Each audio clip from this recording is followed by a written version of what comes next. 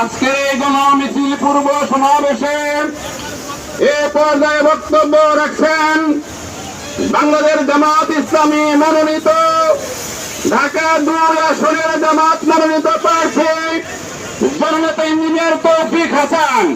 বক্তব্য রাখছেন জননেতা ইঞ্জিনিয়ার তৌফিক হাসান।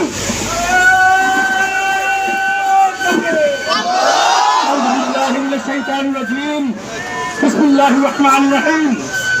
৩৬ জুলাই বর্ষপূর্তি উপলক্ষে আয়োজিত আজকে গণমিছিলে উপস্থিত সম্মানিত অতিথিবৃন্দ এবং আমার সামনে উপবিষ্ট প্রাণ প্রিয় কর্মী ভাইরা, আসসালামু আলাইকুম রহমতুল্লাহি ওয়া বারাকাতুহু।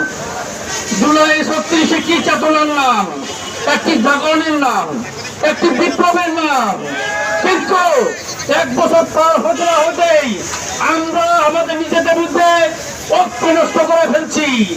আমরা জুলাই চেতনাকে সঠিকভাবে ধারণ করছি না, যেই কারণে আমাদের অবহেলার কারণে কিংবা সরকারি অবহেলার কারণে আমাদের অসচেতনতার কারণে এই ভাগ দিয়া নতুন করে ফ্যাসিস্ট জন্ম লাভ করার চেষ্টা করতেছে।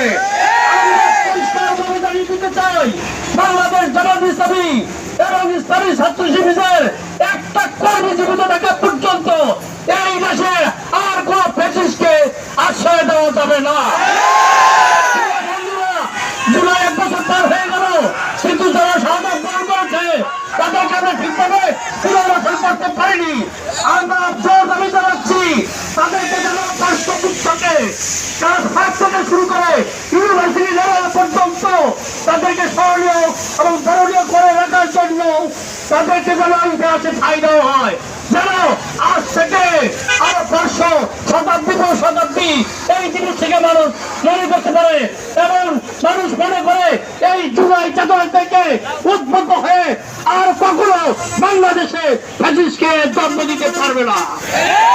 আমরা আল্লাহকে সারাতে চাল বিক্রি করতেছি, প্রত্যেকটা কর্মীকে আমি আহ্বান জানাবো, আসুন আপনারা আমরা যদি সচেতন থাকি তাহলে এখানে আর ফ্যাসিস্ট জন্ম নিতে পারবে না। সকলকে ধন্যবাদ। আসসালামু আলাইকুম রহমতুল্লাহি ওয়া বারাকাতুহু।